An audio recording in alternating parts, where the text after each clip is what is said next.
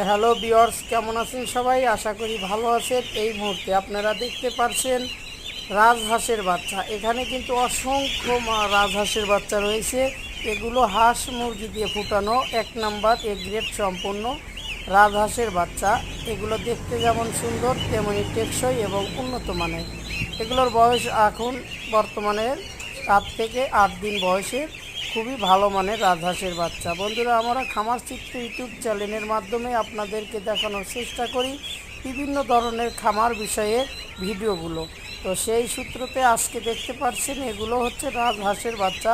আপনারা যারা রাজহাঁসের বাচ্চা দিয়ে খামার করবেন তাহলে অবশ্যই লাভবান হবেন, কেননা একটা রাজহাঁস বড় হলে অনেক টাকা বিক্রি করা যায়।